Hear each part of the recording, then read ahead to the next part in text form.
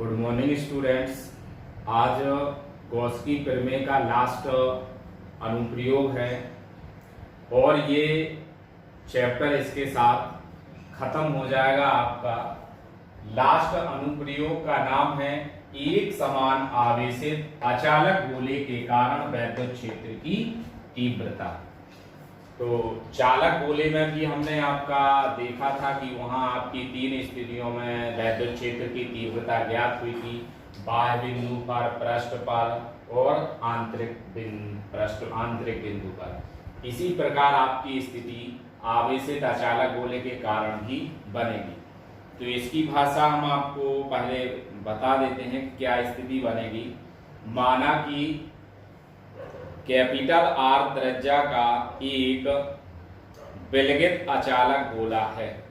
माना कि capital R त्रिज्या का एक विलगित अचालक गोला है जिसके कारण संपूर्ण आयतन में आवेश प्लस Q, जिसके कारण संपूर्ण आयतन में आवेश प्लस Q एक समान रूप से वितरित है।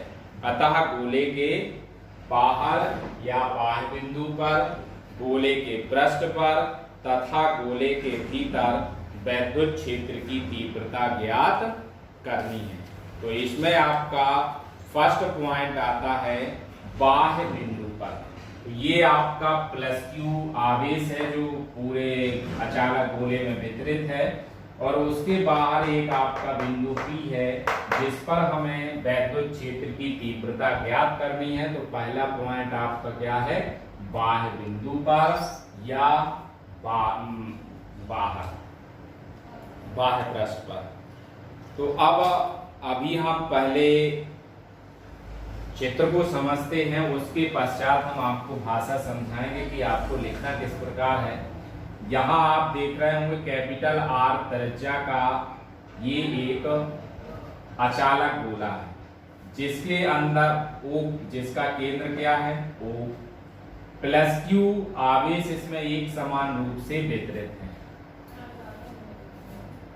अचालक गोले के केंद्र O से स्मॉल r दूरी पर एक बिंदु P है जिस पर आपको वैद्युत क्षेत्र की तीव्रता ज्ञात करनी है और इस बिंदु P से एक गॉसियन होता हुआ एक गॉसियन पृष्ठ खींचते हैं। अब आपको इसको भाषा के रूप में कैसे लिखना है तो उसको हम बता रहे हैं और आप उसको समझिए। माना कि आवेशित गोले का केंद्र O है। माना कि आवेशित गोले का केंद्र O है जिससे स्मॉल r दूरी पर एक बिंदु P है। जिससे स्मॉल r दूरी पर एक बिंदु P है जिस पर वैद्युत क्षेत्र की तीव्रता ज्ञात करनी है। बिंदु P से गुजरने वाला स्मॉल r त्रिज्या का एक गॉसियन पृष्ठ खींचते हैं। जिसे गॉसियन पृष्ठ खींचते हैं प्लस Q आवेश का समान रूप से वितरण होने के कारण, प्लस Q आवेश का समान रूप से वितरण होने के कारण गॉसियन पृष्ठ के सभी बिंदुओं पर वैद्युत क्षेत्र का परिमाण कैपिटल E समान होगा तथा दिशा बाहर की ओर होगी। तथा वैद्युत क्षेत्र E वेक्टर तथा क्षेत्रफल dA वेक्टर दोनों ही बाहर को त्रिज्यतः दिष्ट होंगे। बिंदु P पर आप देख रहे होंगे E वेक्टर और dA वेक्टर दोनों त्रिज्यतः मतलब होता है त्रिज्या के, जैसे त्रिज्या आप केंद्र से बाहर की ओर ले रहे हैं तो उसकी दिशा कहाँ की ओर है, बाहर की ओर दिखाई गई है। जो आपकी दिशा एक ही दिशा में है तो इन दोनों के बीच में कोण कितना बनेगा, 0 अंश। अब आप जैसे सभी पॉइंटों में लिखते आए हैं, अतः क्षेत्रफल अवयव अतः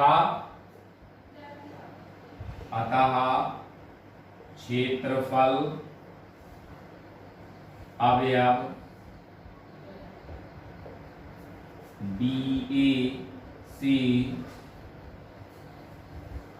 होकर जाने वाला वैद्युत फ्लक्स क्या आ जाएगा आपका? होकर जाने वाला वैद्युत फ्लक्स क्या होगा? D phi E बराबर E vector dot BA vector. अब आप जानते हैं इसका डॉट हटाते हैं तो क्या आ जाता है? E BA cos थीटा, चूंकि cos थीटा बराबर क्या है? 0 है, तो DA cos 0 तो बराबर में D phi E बराबर क्या प्राप्त हो गया? E BA, और यहाँ क्या लिख देंगे हम? चूंकि थीटा बराबर कितना होता है? 0, तो cos 0 बराबर कितना हो गया? 1। अब जब आप इस छोटे से टुकड़े के कारण निकालते हैं फिर वही आ जाता है आपका संपूर्ण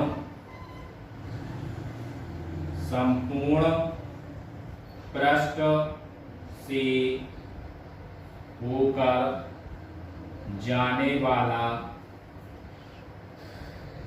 वैद्युत फ्लक्स। संपूर्ण पृष्ठ से होकर जाने वाला वैद्युत फ्लक्स जब आप निकालते हैं तो क्या आ जाता है आपका? फाई E बराबर होल समाकलन E DA, और इसको आप क्या लिख देते? E बाहर निकाल आता, होल समाकलन DA बराबर में क्या आ जाता? E DA की वैल्यू क्या आपकी प्राप्त होती है? 4 पाई R स्क्वायर।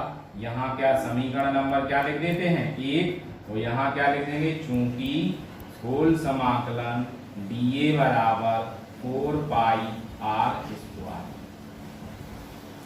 इतना प्राप्त करने के पश्चात आप जानते हैं हम गॉस-की प्रमेय का उपयोग करते हैं। इसके बाद क्या लिखेंगे? गॉस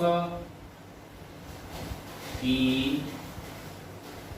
प्रमेय से, गॉस की प्रमेय से क्या आ जाता है?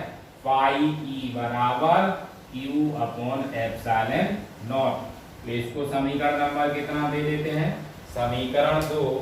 अब क्या लिखेंगे? समीकरण 1 व 2 से, तो एक समीकरण 1 व 2 से आप देख रहे होंगे फाई E बराबर क्या आ गया? 4 पाई R स्क्वायर, और 2 में क्या है? Q upon epsilon naught. तो दोनों को बराबर करते हैं। E 4 पाई R स्क्वायर बराबर Q अपॉन एप्सिलॉन नॉट। तो वैल्यू हमारी क्या आ जाती है? E बराबर 1 upon 4 pi epsilon not Q upon R square, जो हमारी P बिंदु पर वैद्युत क्षेत्र की तीव्रता कहलाती है। इसको हम समीकरण नंबर कितना लिख देंगे? समीकरण नंबर 3 आ गया। इसके पश्चात समीकरण 3 से स्पष्ट है कि एक समान आवेशित गोले के कारण किसी बाह्य बिंदु पर वैद्युत क्षेत्र की तीव्रता वही होती है। समीकरण 3 से स्पष्ट है कि आवेशित गोले के कारण किसी बाह्य बिंदु पर वैद्युत क्षेत्र की तीव्रता वही होती है जो संपूर्ण आवेशित गोले के कारण केंद्र पर स्थित होने पर होती है। दोबारा से इसको सुनिए। समीकरण 3 से स्पष्ट है कि आवेशित गोले के कारण किसी बाह्य बिंदु पर वैद्युत क्षेत्र की तीव्रता वही होती है जो कि संपूर्ण आवेश गोले के केंद्र पर संकेंद्रित होने पर होती है। चूंकि गोला अचालक है अतः आवेश गोले के संपूर्ण आयतन में वितरित है। चूंकि गोला अचालक है अतः आवेश गोले के संपूर्ण आयतन में वितरित है। यदि आवेश का, अब यहां लिखते हैं हम, यदि आवेश का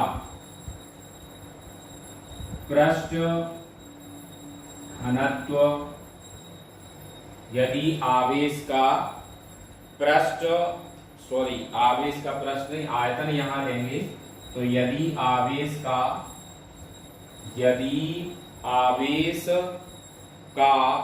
आयतन घनत्व, पृष्ठ तो आपका क्षेत्रफल में लिया जाएगा, इसमें आयतन कहा जा रहा है। यदि आवेश का आयतन घनत्व रो है,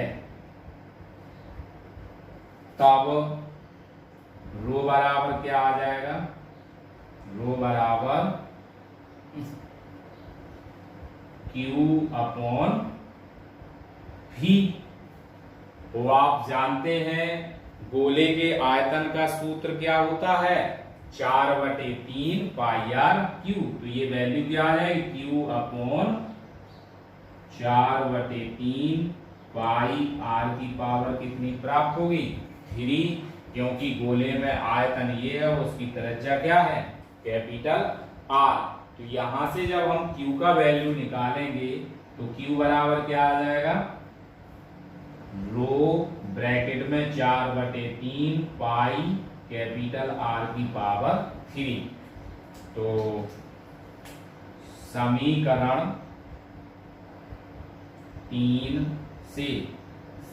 3 से क्या प्राप्त हो जाएगा? E बराबर 1/4 पाई एप्सिलॉन नॉट।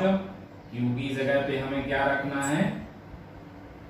Q की जगह पे क्या रखना? रो 4/3 पाई आर क्यू अपॉन में क्या आ जाएगा? स्मॉल आर की पावर 2। अब आप यहां देखेंगे, इसको हमें कट करना है। 4 से 4 कट हो जाएगा, पाई से पाई कट हो जाएगा, तो आपका लास्ट में E बराबर क्या बचेगा? E बराबर रो आर की पावर 3 अपॉन आर की power 3 upon 3 epsilon not are square. और इसको हम कौन सा समीकरण नाम दे सकते हैं? समीकरण नंबर 4। यहां आप देख रहे होंगे 4 से 4 कैंसिल हो गया, पाई से पाई, तो ऊपर क्या बचा? रो आर की पावर 3। और ये जो 3 है वो आपका यहाँ एप्सिलॉन नॉट में मल्टीपल करेगा, तो 3 एप्सिलॉन नॉट आर की पावर 2। समीकरण नंबर कितना हो गया? 4। यहां हम क्या लिखेंगे? यहां हम कह सकते हैं चूंकि small are is greater than capital R. समीकरण 3 व 4 से अचालक आवेशित गोले के बाहर वैद्युत क्षेत्र की तीव्रता के लिए यह व्यंजक है। यदि गोला धातु का है, यदि गोला धातु का है, धातु का मतलब है चालक है, तो समस्त आवेश गोले के पृष्ठ पर होगा। जैसे कि समीकरण 3 में वैद्युत क्षेत्र की तीव्रता के लिए व्यंजक है होगा।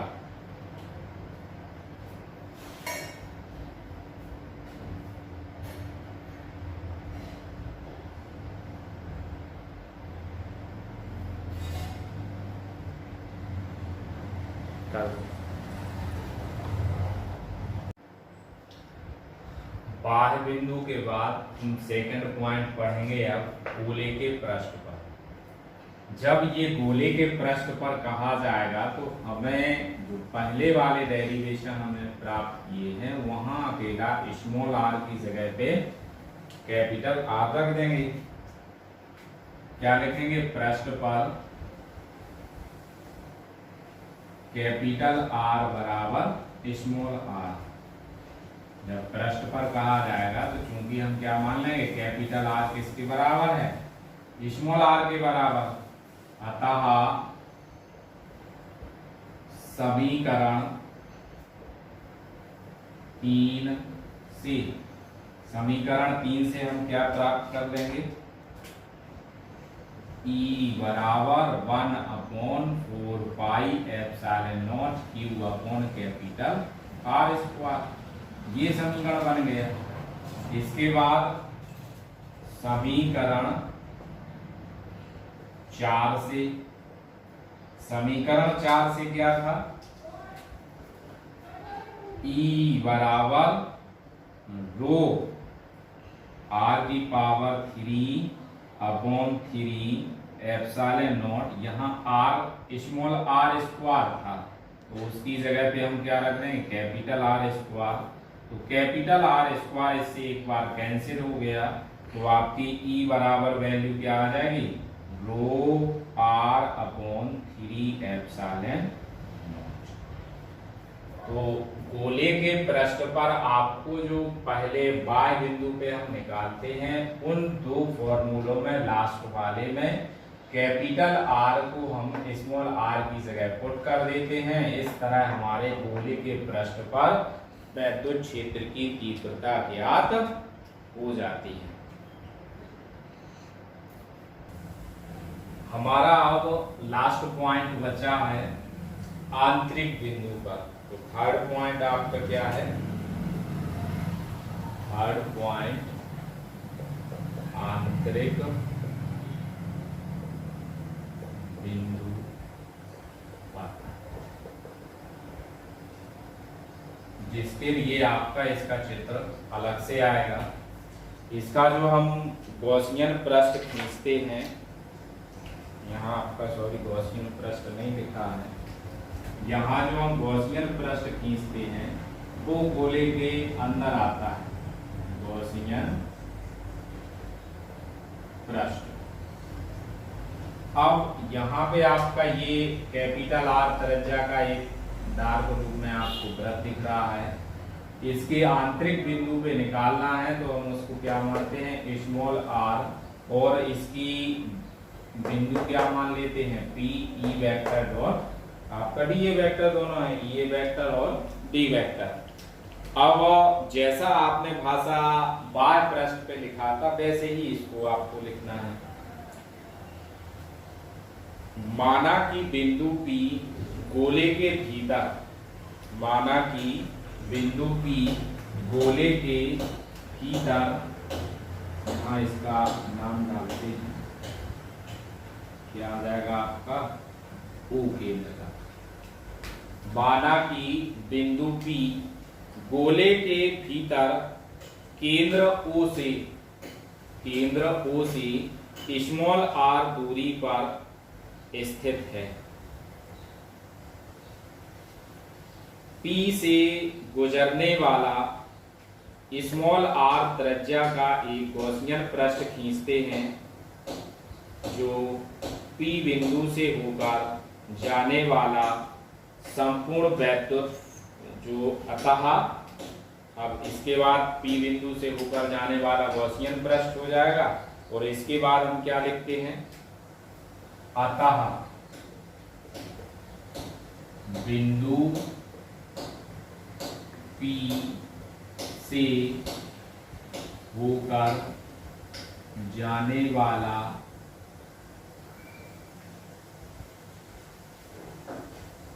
संपूर्ण गॉसियन पृष्ठ क्या आ जाएगा आपका, पाई ई बराबर कैपिटल ई 4 पाई और स्मॉल आर स्क्वायर, क्योंकि हमने त्रिज्या क्या मानी है, स्मॉल आर मानी है। अब आगे क्या लिखेंगे, जब हमारा ये आ जाता है तो नेक्स्ट लिखते हैं हम गॉस की फिल्मी से गॉस की प्रमेय से क्या लिखते हैं, E बराबर Q dash upon epsilon not. अब यहाँ Q डैश, तो गॉस की प्रमेय से E बराबर क्या आ गया, Q डैश अपॉन एप्सिलॉन। अब यहाँ Q डैश क्यों लिया गया, क्योंकि Q डैश आवेश Q का वह भाग है जो त्रिज्या स्मॉल r के गॉसियन पृष्ठ द्वारा परिबद्ध मतलब घिरा हुआ होता है। तो आपको ये ध्यान रखना है कि जब हम प्लस क्यू आवेश के कारण वैद्युत क्षेत्र की तीव्रता उसके पृष्ठ पर ज्ञात कर चुके हैं, तो उसके आंतरिक बिंदुओं पे जो हम गॉसियन पृष्ठ खींचेंगे उसके लिए हमारे आवेश में कुछ ना कुछ परिवर्तन होगा, जिसको हमने किससे प्रदर्शित किया है, क्यू डैश से। तो यहाँ पे आपका फाई रहेगा, फाई ई बराबर क्या रहेगा, Q dash upon epsilon naught. तो ये आपको ध्यान रखना है कि गॉस की प्रमेय से फाई ई बराबर Q dash upon epsilon naught. तो यहाँ हम क्या लिखेंगे, अब हम इस दोनों की LHS कैसे हैं, बराबर हैं। तो नेक्स्ट क्या आ जाएगा, ई ब्रैकेट में 4 पाई r स्क्वायर बराबर में Q dash upon epsilon naught. तो ई बराबर क्या प्राप्त हो जाएगा, ई बराबर 1 upon 4 pi epsilon not Q dash upon r square, ये आपका प्राप्त हो जाएगा। तो इसको हम समीकरण नंबर कितना डाल सकते हैं, आपका वहां पे 4 समीकरण आ चुके थे, इसको समीकरण नंबर कितना दे देंगे, 5। चूंकि अचालक गोला एक समान रूप से आवेशित है, चूंकि अचालक गोला एक समान रूप से आवेशित है, अतः आवेश का आयतन घनत्व रो पूरे गोले में समान होगा, रो पूरे गोले में समान होगा। तो यहाँ हम पहले रो की वैल्यू फाइंड करेंगे।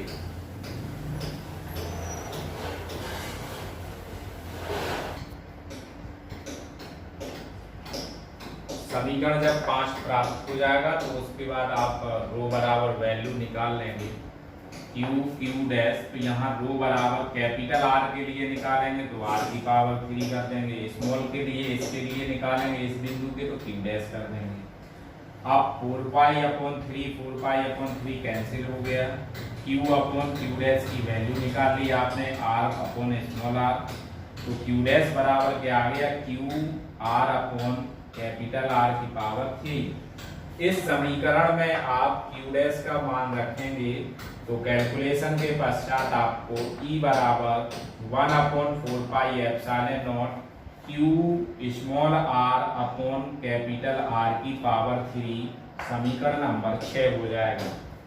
यदि आप Q बराबर 4/3 पाई R की पावर 3 रो इस समीकरण में रखते हैं तो आपका मान क्या प्राप्त होगा, इसको कैलकुलेट करके फाइंड भी किया जा सकता है। R की पावर 3 रखेंगे तो इसको कैलकुलेट कैसे करेंगे, यहाँ जब आप मान रखेंगे तो E बराबर 1 upon 4 pi epsilon not, Q की जगह पे आपको क्या रखना है, 4/3 पाई R की पावर 3 रो इनटू में आपका क्या रहेगा, स्मॉल r, बटे में क्या है आपका कैपिटल R की पावर 3। अब आप यहाँ देखिए 4 से 4 कैंसिल हो जाएगा, पाई से पाई कैंसिल हो जाएगा, R की पावर 3 से R की पावर 3 हो जाएगा। तो E बराबर आपका क्या प्राप्त होगा, ये रो बचा, स्मॉल r बचा, अपॉन में क्या बचा है, ये 3 नीचे आ जाएगा, एप्सिलॉन नॉट ई आपका बचेगा 3 एप्सिलॉन नॉट। तो यह आपका सूत्र क्या प्राप्त हो जाएगा, E बराबर rho small r upon 3 epsilon naught. तो इसको हम समीकरण नंबर 7 दे सकते हैं और कह सकते हैं कि समीकरण 6 व 7 से स्पष्ट है कि अचालक गोले के भीतर वैद्युत क्षेत्र की तीव्रता के लिए व्यंजक है। समीकरण 6 व 7 हम कह सकते हैं कि अचालक गोले के भीतर वैद्युत क्षेत्र की तीव्रता के लिए व्यंजक है। तो गोले के आंतरिक या भीतर बिंदुओं पर आपका वैद्युत क्षेत्र की तीव्रता समीकरण 6 व 7 से ज्ञात की जाएगी। जब आप इसको पेपर में अगर आता है क्वेश्चन तो इसके तीनों पॉइंटों को शो करेंगे। आंतरिक बिंदु का आप ये समीकरण नहीं माने जाएंगे जब तक आप समीकरण 6 और 7 पर नहीं पहुंच जाएंगे, तब तक इस आंतरिक बिंदु पर वैद्युत क्षेत्र की तीव्रता नहीं मानी जाएगी। तो आपको ध्यान रखना है कि जब आप आंतरिक बिंदु पर तीव्रता ज्ञात करें तो समीकरण 6 व 7 को ही मानेंगे। Thank you. आज के लिए इतना ही। धन्यवाद।